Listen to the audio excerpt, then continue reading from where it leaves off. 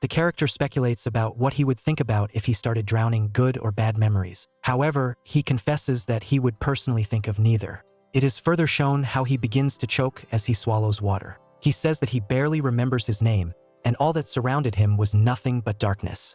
The hero's body slowly sinks into the water. But then he sees a light and feels that his existence is being controlled like a puppet. The world around him becomes unclear, as if in a fog. Then strange creatures resembling green reptiles are shown holding the child in their arms. The character describes that his soul has been immersed in countless lives. He passed through many worlds and situations, even being reborn as an infant, but each of these worlds rejected him. This cycle repeated itself endlessly. The character describes himself as a lost soul searching for a vessel. He tries to be reborn over and over again. His soul travels to different worlds and falls into different fates. The scene shifts to a bedroom where the king lies on a bed surrounded by servants. He is dying, and beside him cries an infant who is clearly facing a difficult fate. But this is only one of many rebirths of the hero. The hero wanders, crawling the earth in search of light, enduring endless suffering and failure. He is reborn time after time, finding no peace for his soul. The character, breathing heavily and bleeding, speaks of his failure. He realizes that he has failed and the creature he was chasing has escaped. In an attempt to regain consciousness, the hero drinks the elixir, but instead of the expected effect, he feels something strange. His body is pierced by energy, and the bottle falls out of his hands. Weakness overcomes him, and he barely utters, "No, I can't." The character lies on the ground with his eyes closed, his body exhausted. It seems that he can't fight anymore, but at some point he utters, "Finally." His eyes suddenly open and he realizes he is still alive. Rising from the ground, he breathes heavily and says that he hasn't found a body that can accommodate him. A mixture of bewilderment and horror appears on his face. What the hell is going on here? Gradually, realization comes, and the hero notices that he is indeed alive. He laughs, spreading his arms, and notices that he is in the body of a grown man, feeling relieved. Gradually, he begins to remember his name, Noah, and various scraps of memories arise in his mind. "It feels like I've waited so long," he utters, still trying to figure out what for. The hero tries to make sense of the situation and asks, "Where am I? Who the hell am I?" He feels a foul taste in his mouth and wonders what this abomination is. Did the previous host drink the poison? Finding an old scroll nearby, the character unfolds it and begins to read. He learns that the body he was in belonged to a man named Vermil. Something about a healing potion is mentioned, but the character doubts its healing properties and assumes that it killed Vermil rather than helped him. Apparently, Vermil had enemies. The hero decides to leave further speculation for later and rises to his feet. As he looks around, he notices several ape-like creatures, noting that they are not quite like earth monkeys. Also, they are too small to inflict such a deep wound in Vermil's chest. Looking up at the wound left behind, the hero hopes that what killed Vermil is now far away. He seems to realize that the danger is not yet over. The hero comes face to face with a huge and aggressive creature whose jaws are capped with saliva. The ape, which has bright red eyes, emits a menacing growl. A drop of its saliva falls on the hero's head, and he begins to realize that the situation is becoming dangerous. The creature suddenly attacks, leaping from the branch with a snarl, heading straight for the hero. He looks wary, ready for a fight, but doesn't yet fully realize what's happening. The monkey moves toward him with a wild look, and the hero, looking at it, asks loudly, "What the hell?" The monster with open fangs rushes at him. The hero barely manages to dodge as he continues to ask himself what world he's in. The creature is apparently determined and continues to relentlessly pursue the hero, who tries to evade its blows. The hero continues to run away from the terrifying monster, gripped by panic and fear. He curses his fate, not believing that he should run like the last coward. Is this really his end right after his long-awaited rebirth? However, determination is born within him. He decides to fight. Despite the fear and terror of being cornered, he is going to fight back. The monster attacks, but the hero uses his magical abilities, raising his hand and releasing a powerful magical symbol. He didn't expect this, himself surprised by his sudden magic skill. But soon, apparently, the hero is killed by the attack of a monster with sharp claws. His last thought was, "I can," but he didn't have time to complete the action. The monster, having defeated him, stood over his body while blood spread around. A spirit or some kind of ghost with an angelic halo appears. He comments on the situation, calling it a record. The hero died immediately after being reborn. The angel begins to rise, remembering his past life, but at some point something catches his attention and he exclaims, "Wait!"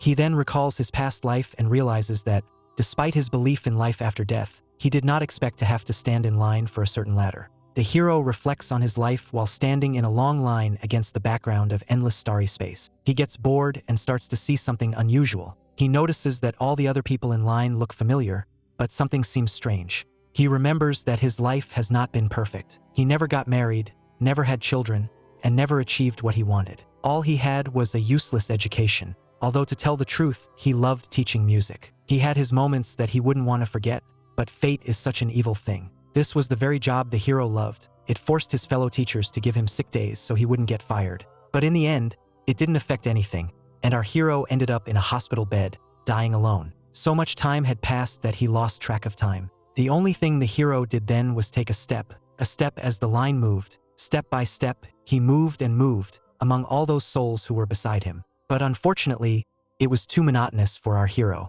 One day, the hero finally reached the end. Looking up, he saw a beautiful lady floating in the air. Noah Vines, our hero's name, died at the age of 26. He was an authority to his 84 students. The goddess explained that many prayers had been offered to Noah. Noah Vines breathed a sigh of relief that his life had not been wasted. The goddess, on the contrary, said that the boy had lived a very worthy life. Noah Vines asked the lady if she was a god. The goddess explained that she was Rebirth, one of the many goddesses of reincarnation. When she was done with the performance, she asked Noah to drink from the well to forget the memories of his past life so that he could move on to the next one. Noah asked to wait. He was shocked. Would he not remember anything about his past life or even his disciples? The goddess was puzzled by this question, and soon a crack appeared in space, and this crack was noticed by the goddess. But soon an explosion erupted from that crack. The goddess, as well as all the other spirits, was surprised by this spectacle. Noah didn't understand at all what the hell was going on here.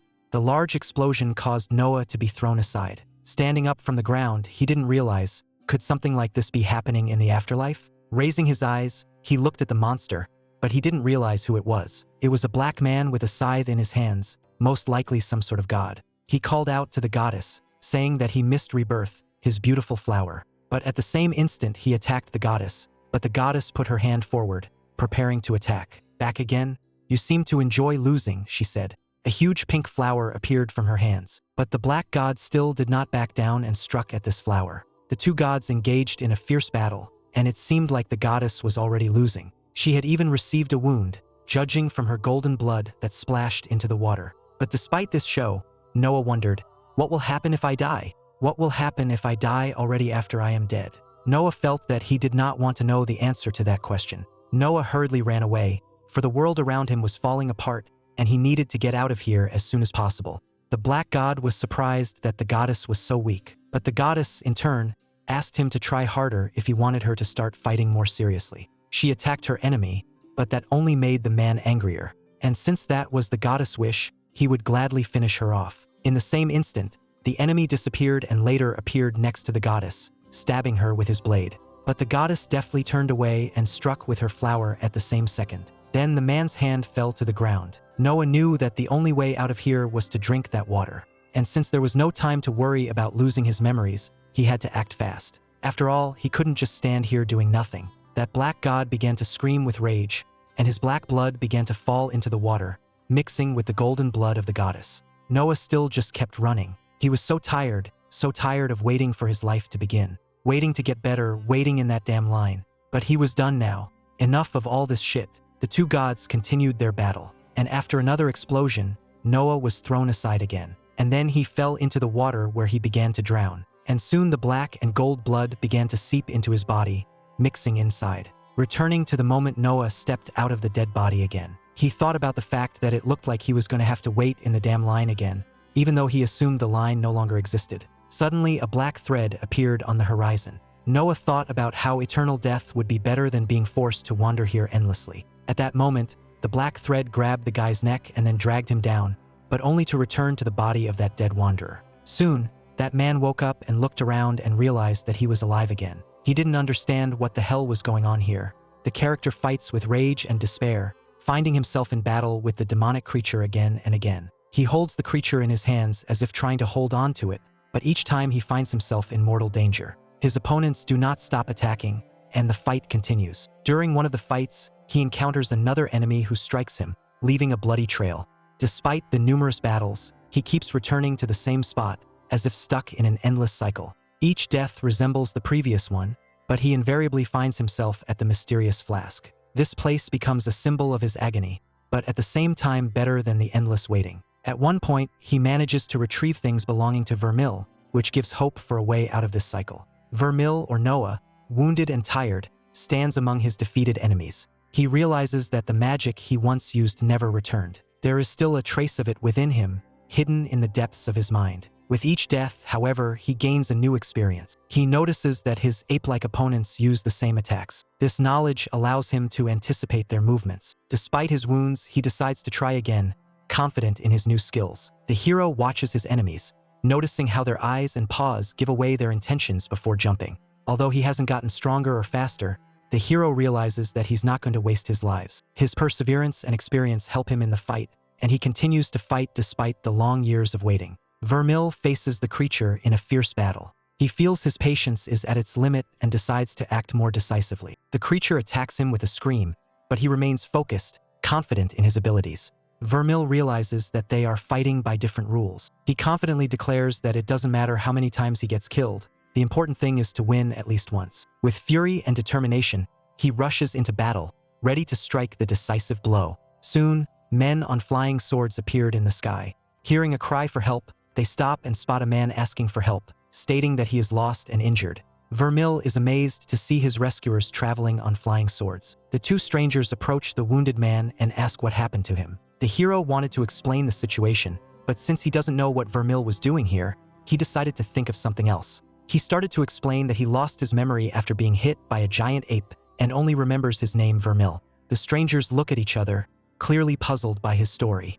As they begin to leave, Vermil begs them to wait, hoping for help or answers. Vermil shows a sign that reads Magus Vermil and asks if this will help. One of the strangers wonders if he is a teacher in Arbitage. Vermil is not sure, as he has lost his memory.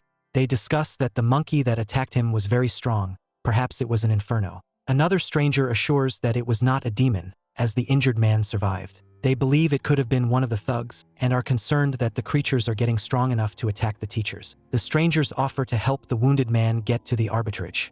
One of them introduces himself as Frederick. Vermil, a little nervous, asks if the flying swords are safe. Frederick reassures him, advising him to hold on tight as he doesn't want to deal with a dead professor. They soon take off and are now on their way to Arbitage. They continue their journey towards the city of Arbitage, which is home to one of the largest academies on the continent. Noah ponders that if Vermil was indeed a professor, then people must have known him. He also speculates that whoever tried to kill him may have been an acquaintance. In fact, he may be in even more danger now than he was then in the forest. Arriving at Arbitage, they are greeted with, "Welcome back, Professor." Vermil, looking around, thinks about how his amnesia might be a convenient cover to avoid unnecessary attention. He decides not to worry as he is in good hands. However, he also fears that if he is exposed as an imposter, he may become a target of scrutiny. At this time, they are approached by a man who sarcastically remarks that Vermil has returned and assumes that he was just absent as usual. Vermil is surprised at this treatment and wonders why he is being spoken to like this. Vermil explains that he cannot remember details because of a severe blow to the head that jumbled everything in his memory. His interlocutor notices that he is hurt and is surprised that he does not remember him. Vermil tries to find out if his interlocutor is a healer, but receives the answer that his role is greatly simplified. The interlocutor, introducing himself as Richard, explains that he specializes in rune healing. He begins the healing process by touching Vermil, and the latter worries that this may reveal his true identity. Frederick reaches for his sword, but Richard calms him down by telling him that Vermil is human and explains that he was just researching him.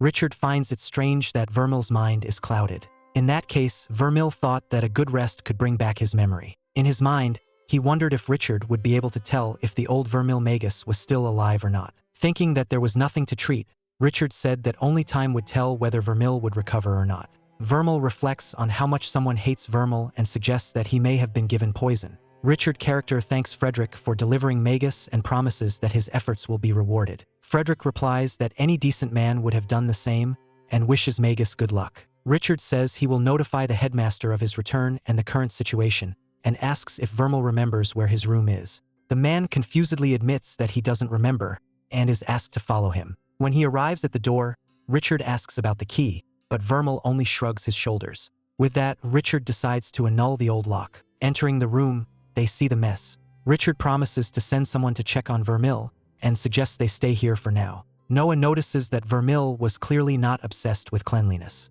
Noah senses that his interlocutor knows more than he is saying. Finding the key on the table, the hero wonders why Vermil left it there. He decides to put it in order to better understand the situation. Vermil, sitting in his chair, lazily flips through the papers. He ponders that since he is a teacher again, there should be no difficulty. But when he sees a note for a student, he begins to suspect that things are not so simple. The letter contained an invitation to meet in the room after class, and the tone and text hinted at a threat. Vermil concludes that his predecessor was probably a pretty nasty type, and it's no wonder someone wanted to kill him. Looking over his schedule, Vermil learns that his predecessor was a magic teacher, and doesn't quite understand how he's supposed to teach students when he himself understands nothing about it. In a fit of despair, he throws the papers around, exclaiming that this is a horror. Suddenly, a man in armor named Bryden enters the room.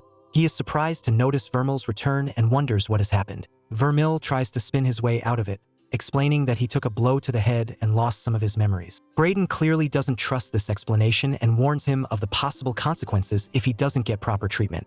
Vermil is relieved to note that at least Bryden doesn't look like someone who hates him, which is gratifying considering his sturdy build. Bryden also informs him that Vermil has a class in an hour, and if he's really unable to teach, he can be replaced by another professor. Bryden also says that they can stick someone to keep a close eye on him. Vermil decides that sounds like a good idea. Vermil, sitting in his chair, nervously listens to his interlocutor, who informs him that he is leaving and will be away for a few months, so he won't be able to cover for him anymore.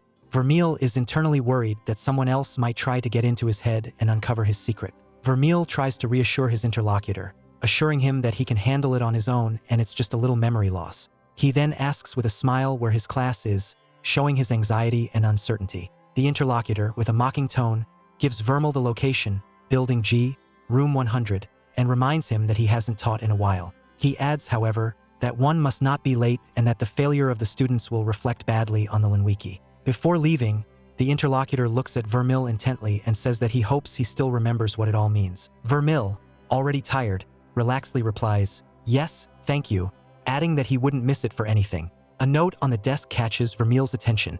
A group of face snatchers has been spotted in the area. This causes him concern, as such people are a danger to everyone around them. Later, Vermil discovers a forest full of bodies and traces of a bloody battle. He himself looks exhausted and wounded, lying exhausted on the ground. His body is bleeding and red liquid flows from his wounds, leaving trails in the trees. Vermil finally reached Building G.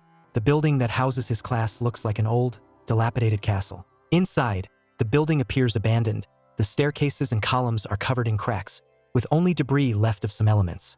Vermil runs up the stairs, realizing he's running late, and comments that the building is like a maze. He hopes that the students won't leave if he isn't on time. Upon reaching the correct classroom, Vermil stops, marveling that no one has taught here in years. He notices that his classroom is in a strange and rather deserted place, and apparently he didn't meet a single soul on his way here. Vermil begins to look around, wondering if he can find anything useful here. But his attention is caught by the sound of footsteps, someone approaching. A young girl with short blonde hair appears in the doorway, creating a glowing ball of magic in her hand. She asks sternly what Vermil is doing here. The teacher, smiling uncertainly, explains that he has come to give a lesson, but his awkwardness is clearly felt. A guy with red hair asks Isabel who she is talking to and is surprised to see the teacher. Isabel and the boy look at each other, and he exclaims that he has never seen this teacher come to class. The teacher, meanwhile, is amazed that his students are almost his age, though he expected to see children. Guy and Isabel discuss the teacher, wondering if he even realizes that class had already started 40 minutes ago. They suspect he thought he would be alone. The teacher, on the other hand, tries to pull himself together, thinking he can handle the couple. He excitedly offers to give a wonderful lesson, but Isabel coldly asks what he is trying to portray. The teacher excuses himself that he just came to give a lesson. The guy and the girl notice that he's kind of weird today, not like he usually is. The teacher, combing the back of his head, apologizes to the students for his unusual behavior.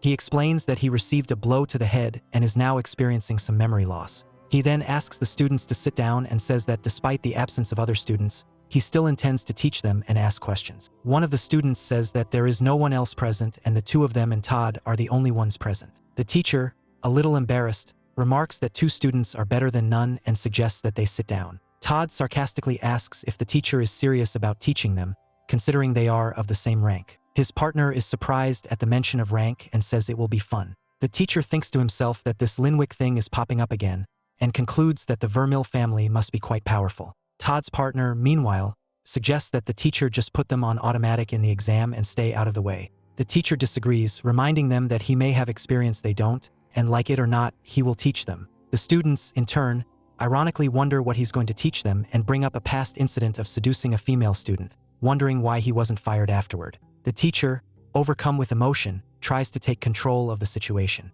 He orders the class to shut up, stating that he is their teacher and demands respect, even though he understands why they don't like him. However, even he can't deny how badass the previous Vermeil was. Then, turning to the class, he declares that they will now be talking about runes, and with all his might he smacks the blackboard with his pointer, which breaks from the impact and falls with a loud clatter. Seeing that the class is not taking him seriously at all, he takes a deep breath and begins again. So, runes, what are they? The students are clearly annoyed with his approach. One of them asks a sarcastic question, suggesting that they look like children and everyone knows that runes allow you to gather energy and use magic. However, the teacher responds to this harshly. He states that the definition given was most superficial and unhelpful, and emphasizes that he wants to hear exactly what runes are, not just what they do. Vermeil continues his explanation, looking at the shocked students who stand there not knowing how to react. One of the students, Isabel, asks what he means. The teacher, smiling a little smugly, notes that they fell for it. Vermeil continues to write on the board about runes, explaining that runes can be used to gather energy. But the question is what they actually represent. The teacher admits that even he doesn't know the whole truth about runes, but he's sure that many people don't understand the basics. Isabel replies that she doesn't know, and the red-haired student agrees as well. The teacher, apparently determined to have fun with the situation, suggests they talk about magic and what it can do. Isabel disagrees, saying that magic can do anything, to which Vermeil, with obvious surprise, asks another question, wanting to know if there really isn't anything a rune can't do. The teacher continues his lesson by emphasizing that runes have limitations. He points out that only one rune can be used at a time, and that they cannot raise the dead. The students' reactions to this information are full of surprise and thoughtfulness. The teacher, standing at the blackboard, concludes that magic has limits, and understanding begins with the most basic elements. His gaze drifts into reflection, where he realizes that runes cannot bring a person back to life. From behind the desk, one of the students challenges the teacher, insinuating that he himself does not know the exact answer. The teacher agrees, confirming that the runes are still under study. He then flips through the book and adds that anyone who claims to know exactly how something works is either lying or delusional. The teacher begins drawing a new rune on the board, demonstrating that there is always more to learn. The students, looking on, are amazed, and one of them asks if this is the teacher's rune. The latter replies in the affirmative that it is his own. Seeing the rune drawn, the students are shocked to realize that the teacher just drew it right away, which is clearly contrary to everything they know. Todd then asked him if he is letting him look at it, while Isabel thought that he hit his head. Noah explained to them that the job of a teacher is to inform his students in every possible way. While he realized that he has to be careful how he asked these next few questions, it was a rank 1 lesser fire rune. Noah asked them about the concept of lesser runes and what exactly distinguishes them from greater ones. Todd explained that the primary difference lies in their capacity to hold magic and their control over it. He elaborated, stating that lesser runes can't hold as much magical energy as greater runes, and often exhibit less precise control over that energy. To illustrate his point, he conjured a small fire in the palm of his hand, the flames dancing playfully yet contained. Todd continued, while it's true that greater runes are always stronger, that doesn't mean lesser runes are inherently weak. They have their own unique strengths and applications. He then blasts that fireball, making his way through the roof. Noah went crazy. He almost pissed his pants. He told them that it looks like their definition has expanded slightly, and he further asked them if they can tell what a rune really is. They all were silent. Noah told them that that's some good understanding, since they don't know something, which is the first step, but it doesn't mean they should give up on finding the answer. And if they don't have any ideas, they should toss something out there. He further questioned about what else does a rune do and what is it for. Todd said that they can combine them and imbue items with them as well, while Isabel said that it's not that certain. However, Noah told them that they should think on what makes up a rune and bring him an answer next class. Until then, they should just move on. Now it was time for the most important question. Our hero turned to Isabel, noting that it had been a while since she last spoke, with curiosity and a hint of urgency in his voice. He asked her how she accessed her runes. Isabel paused, a thoughtful expression crossing her face, and then explained that the key was to imagine themselves sinking deep into their soul to embrace the essence of their magic. Noah, always the pragmatist, raised an eyebrow. If you're not confident in your answer, he challenged, then how can you be sure you truly understand what you're talking about? His tone was firm but not unkind. He wanted to push her to dig deeper into her knowledge. Isabel nodded, accepting his challenge. You're right, she admitted, her determination rekindled. I need to be sure of what I'm saying. Taking a moment to center herself, she closed her eyes again, focusing on the runes she had previously summoned. All right, she finally said, her voice steady. I'll take another look at my runes and see what I can find. She breathed deeply, allowing her consciousness to flow inward, searching for the familiar patterns within her soul. When I finish, she continued, I'll tell you what I experienced. After a long day filled with challenges and discoveries, the group decided to close their eyes and rest for a while. Our main hero, reflecting on his journey so far, felt a surge of confidence. He had gained a wealth of experience as a soul, navigating the intricate web of the magical realm, and he believed that this new task should not be too difficult for him. He took a deep breath, clearing his mind and focusing his thoughts inward, drawing upon the calmness he had observed in the meditation techniques described in the book earlier. He tried to emulate that stillness, even though he had never truly meditated before. With every breath, he envisioned the flow of energy within him, feeling it swirl and pulse like a gentle breeze on a tranquil day. As he concentrated, a vibrant aura began to manifest around him, a mesmerizing blend of white and blue patterns that danced in the air. He recalled the descriptions from the tome he had studied, recognizing the significance of the colors and patterns forming around his body. In that moment of clarity, he realized that he had 5 wind runes intricately woven into the aura, each representing a facet of his growing power. Alongside them, 2 ash runes flickered, their muted tones contrasting with the vibrant hues of the wind runes. He then remembered that Todd mentioned combining runes as it's that like combining the notes to make a chord. Afterwards, he got severe pain and he held his head, and then he managed to see an 8 rune as it reminds him of him. It was a huge creature. A few hours after his class, Noah sat in his room, deeply immersed in his studies. The soft glow of his desk lamp illuminated the pages of his notebook, where he had painstakingly drawn the intricate patterns of rune magic. As he focused intently on one run, something remarkable began to happen. With a surge of determination, he traced the rune's lines with his finger, and to his astonishment, a vibrant light erupted from his fingertip. It shimmered with an immense amount of power, casting a warm glow throughout the room. Noah could hardly believe his eyes. He had successfully conjured magic for the first time. The energy radiating from him felt exhilarating, filling him with a sense of accomplishment and wonder. However, as the initial thrill coursed through him, Noah began to notice that the vibrant light around the cannon was fading. The radiant glow that had enveloped his finger flickered like a dying flame, diminishing with each passing second until it finally extinguished, plunging him into a heavy silence. In that moment, a sobering truth settled over him. All forms of energy, even the most potent magic, have their limits. This revelation struck him hard, like a cold wave washing over his exuberance. The exhilaration that had surged through him moments ago was now replaced with a profound sense of vulnerability. He realized that the excitement of wielding such power came with an unspoken responsibility, a fragile balance that could tip at any moment. Noah's mind raced with thoughts of the implications. What if the energy ran out just when he needed it most? What if he was left powerless in the face of danger? The next day he was walking in the town when he wondered that it doesn't look like he can go anywhere without someone glaring or whispering behind his back. And if he looks like he is in a hurry, no one will try to stop and talk to him. Such a weirdo.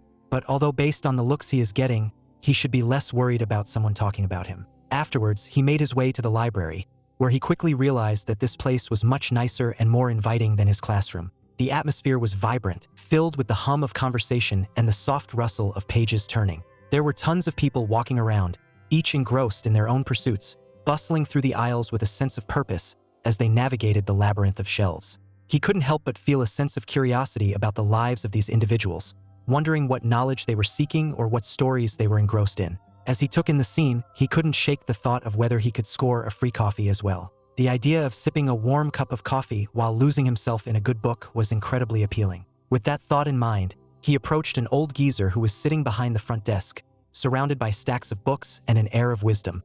With a polite smile, he inquired if he could get some books. The old man looked up from his work, his eyes twinkling with curiosity, and asked him how he could help him find what he was looking for.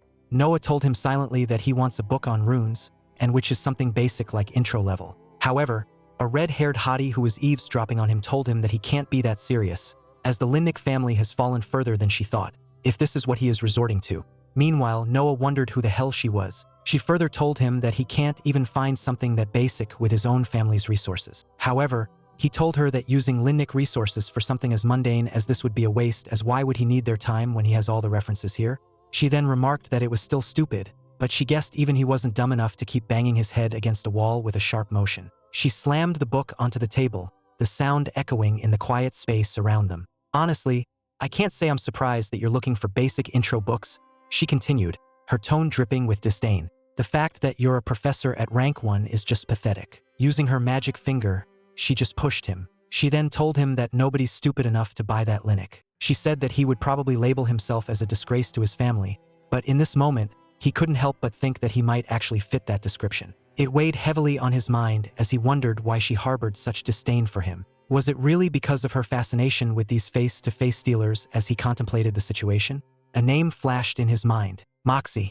The realization hit him hard. She was indeed a jerk, yet, as he reflected on what he knew about Vermal, he couldn't shake the feeling that he deserved this treatment. But was it truly Moxie's disdain that pushed him into this dark place? Or was it possible that she was the one who had tried to eliminate him in the first place? Afterwards, inside his room, he wondered if he needed to learn more about how his runes work, and something tells him that a massive rune was not normal. However, drawing attention to it would be stupid as well. He then realized that why did Vermal have a bunch of crappies? Less wind runes, as it sounds like he was from some sort of semi-powerful family, as shouldn't he have had better runes? Or was it just to blow girls' skirts up? Afterward, he decided to take another look at his collection of runes. Ignoring the massive elephant in the sky metaphorical weight that loomed over him, he focused on what he had in front of him: 5 wind runes and 2 ash runes. As he examined them closely, he noticed something intriguing. Despite both ash runes being categorized as wind runes, they felt distinctly different. One of the ash runes felt emptier, almost like it had been drained of energy. It reminded him of a bucket, a vessel that once held something powerful, but was now nearly empty. The other ash rune, in contrast, thrummed with a steady, vibrant energy, as if it were a self-contained power source. He realized that the more energy a rune contained, the more powerful it became. It was as if each rune was like a bucket. Eliminating monsters not only made the buckets larger, but also filled them with more water, more energy. This revelation connected to his experience back in the forest, where he had felt a surge of power after finally defeating one of those creatures. Despite the ash runes appearing almost entirely depleted in terms of energy, he sensed an intriguing phenomenon at play. These runes, although they looked barren and empty, seemed to hold more latent power than their counterparts, the nearly full wind runes. It was a curious paradox. While the wind runes shimmered with an abundance of visible energy, they lacked the depth and resilience that the ash runes quietly exuded. There was something about the subtle vibrancy of the ash runes that hinted at a well of strength just waiting to be tapped. A hidden reservoir that the wind runes, despite their outward display of power, simply couldn't match. Even though the ash runes, as the energy levels are almost empty, they still hold more power than the nearly full wind runes, and so lesser runes are permanently smaller buckets. That means if he wants to get stronger, he needs to replace his lesser runes. Then they fill up his runes with energy and figure out how everything works. Afterward, he decided to try something new. With a wave of his magic, he picked up a pile of papers and sent them soaring into the air. In an instant, he sliced through them, cutting each sheet in half with precision, but he can't even feel the ash rune when he tries to channel it, as it just doesn't respond. As for now, he will just focus on what's working, and maybe he can manage to clean this mess using his wind magic. As he marveled at the display, he realized that this was a manifestation of wind magic. The thrill of it coursed through him, and a spark of excitement ignited in his mind. If he could control the wind so effortlessly, he began to wonder if mastering this magic might eventually allow him to fly. The thought sent a rush of exhilaration through him, and time for the next step of his master plan. He then called out to sleep afterwards. He then went to bathtub to have some cozy time. He then realized that nothing was better than taking a warm, relaxing bath before bed. After that, he then went to check out about what's in his closet. He then realized that someone was knocking on his door. Maybe if he didn't say anything, they would just think he was asleep. He then realized that if it was indeed the same person who had killed Vermal, they had returned to finish the job. A wave of panic washed over him as he wondered if he had locked the door. His heart raced as he glanced over, only to find the door ajar. Suddenly, a terrifying-looking witch stood in the doorway, her presence emanating an aura of dread. Before he could react, she attempted to step inside, but her foot caught on a pile of scattered papers, causing her to tumble to the ground in a disheveled heap. His instincts kicked in and he rushed over to her side, his heart pounding with anxiety as he knelt to check her pulse. He felt a cold, chill run through him. She seemed to be lifeless, her chest still and devoid of breath. It was an unsettling sight, the once menacing figure now vulnerable and motionless on the floor. Suddenly, Moxie burst into the room at that very moment, her sword gleaming ominously in her hand. The sight of her poised for battle made his heart drop. He quickly raised his hands in a defensive gesture, trying to convey his innocence. "It's not what it looks like," he exclaimed. Noah, still lying on the ground, looked up at her with a heavy heart and said, "I already know. I know you don't like me." His voice trembled slightly, but he pressed on, determined to make her understand. "But you have to believe me, I didn't mean." Before he could finish, she abruptly cut him off, her voice sharp with anger.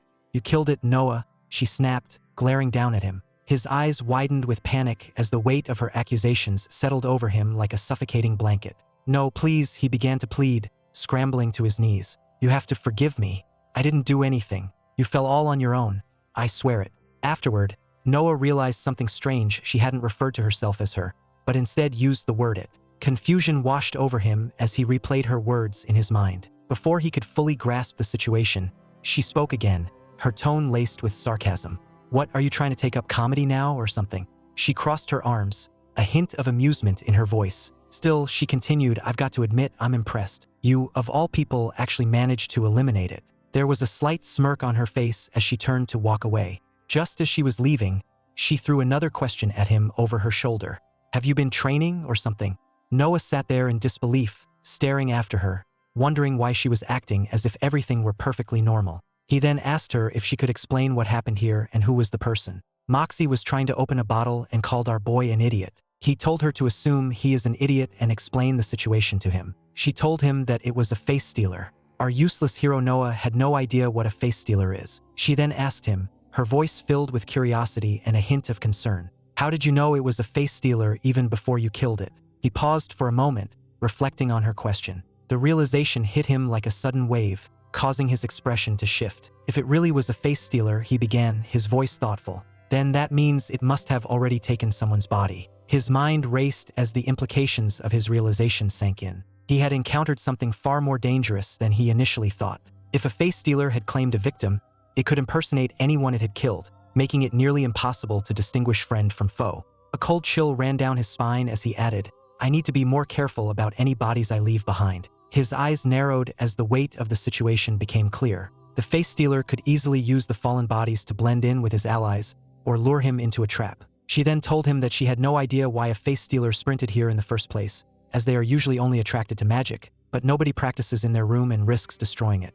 Our boy seems to be exposed. Afterwards, she told him that she would give him melons if this whole ordeal was kept between them. If it got out that a face stealer had slipped past her, only to be taken down by him, she would never hear the end of it. The thought of the ridicule she'd face was enough to make her shudder. He then informed her with a smirk that it wouldn't be for free. At first she assumed he was after her rice cakes, which she had been guarding jealously. Her brows furrowed as she tried to figure out his angle. Was he really that desperate for food? But before she could protest, he quickly added with a slight chuckle that it wasn't about the rice cakes. He wasn't interested in her food at all. What he really wanted was something much simpler.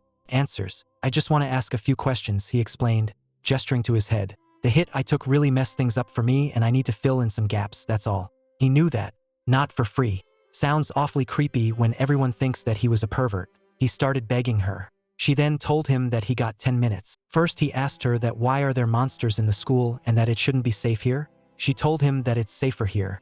Not safe as face stealers are newer issue, but they are far from the worst they had, as monsters want their runes as much as they want theirs. He then asked her if she means that the energy they get from killing them. She told him that he is right, as the power stored in runes goes both ways, as it wouldn't make sense otherwise. He then said that the way she put it made it sound like they could actually take the runes right from the monsters. Afterward, she pulled a small pouch from her belt and threw some seeds onto the ground, their delicate forms instantly taking root and spreading out like tendrils. In a matter of seconds, they ensnared the face stealer, binding him tightly as if they were iron chains. With the creature now trapped, she approached him, her eyes sharp as she leaned in. "How is it?" she began, her voice laced with cold curiosity, "that you have no idea what's going on here?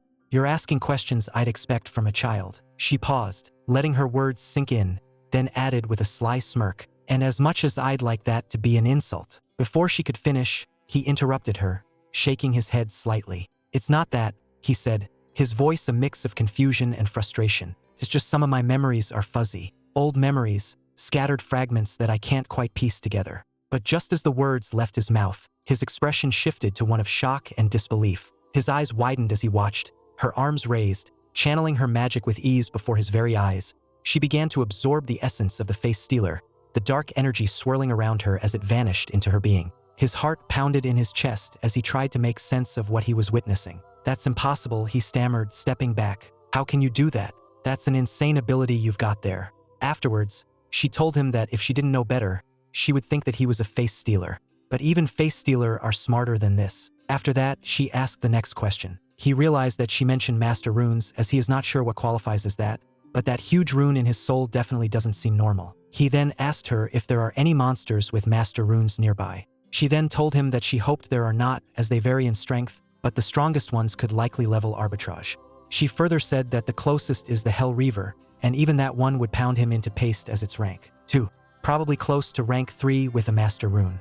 After that, he decided to ask another question. He asked her about how none of her books say anything about making new runes. She said that if the clinics have figured how to do that, he should tell her. She then told him that how can he even ask that question when he got all his research in his grimoire? He was taken aback when he first heard about the grimoire, its existence sending a shiver down his spine. Intrigued and bewildered, he decided to take a closer look, drawn to the allure of its mysterious pages and the potential secrets they might hold. She noticed his fascination and leaned in, her voice dropping to a conspiratorial whisper. "We should pretend that you have a drawing of a rune," she suggested, her eyes sparkling with mischief. "But it's important to make it clear that it's just a drawing, a mere representation without any real power, you see. Runes are unique in that they can store power, but they require power to do so in the first place." He realized that forming a rune within someone's soul is akin to giving a startup a boost. Just like a business can't get off the ground without an initial investment, the process of embedding a rune requires both foundational energy and a precise drawing of that rune. She then elaborated, explaining that the complexity of this process lies not only in the energy required, but also in the intricacies of the drawing itself. Each rune is carefully guarded and kept secret, a protective measure to ensure that their true potential isn't easily accessible. Furthermore, the combinations of runes are shrouded in even more secrecy. Understanding which runes can be combined without risking the integrity of a person's soul is an invaluable asset. The knowledge of these combinations can make the difference between success and failure in their endeavors, emphasizing the importance of careful planning and execution in the delicate art of rune formation. He then asked her the last question. He asked her if she knows who wouldn't hate him. She told him that it would be easier to give him a list of people who like him. Afterwards, he was done asking her questions, and as they shook the hands, she told him that here she was, thinking he would ask how to deal with the class exams next month. As she was about to leave, she turned to him with a serious expression and reminded him not to mention the face stealer anywhere. "You really don't want to cross me on this," she added, a hint of warning in her tone. "If you don't remember what happens when I get mad, just consider yourself fortunate that you haven't found out yet." Her eyes held a glimmer of mischief, but he sensed the underlying threat. He nodded, assuring her that he understood. After a while, he found themselves inside the transport cannon, the hum of magic filling the air around them. As the mechanism activated, he felt a rush of energy surge through him. When they arrived at their destination, he was taken aback. A colossal building loomed before them, far more impressive than he had imagined. It towered above its architecture, a blend of ancient ruins and sleek modern designs, with people bustling toward its grand entrance. He couldn't help but feel a sense of bewilderment wash over him. This wasn't at all what he had expected. After overhearing those professors discussing magical public transit, he had envisioned something more along the lines of a simple portal or a basic shuttle, not this monumental structure teeming with life and energy. As he watched the crowd flow in and out, he felt a mix of excitement and apprehension, wondering what awaited him inside this impressive establishment. Afterwards, he began his ascent, stepping inside the building and making his way to the first floor. With a sense of determination, he continued upward, navigating the stairs to the second floor, then the third, and so on. Each level he passed presented a mix of dim lighting and muted sounds, but he remained focused, finally reaching the 15th floor and then the 30th. Once he arrived at the very top, he was greeted by the sight of an old man hunched over, surrounded by a clutter of gadgets and screens that flickered with strange symbols. The old geek looked up, his eyes twinkling with curiosity, and asked him where he would like to go today. As he stood there, he couldn't shake the feeling that this method of travel seemed perilously unsafe, almost like a game of chance with fate itself. He hesitated for a moment, glancing back down the long staircase he had just climbed. With a determined sigh, he turned his attention back to the old man and said, "I was hoping you could send me to the Scorched Acres." The old man asked him about what keeps bringing him out there. Is it teaching or something?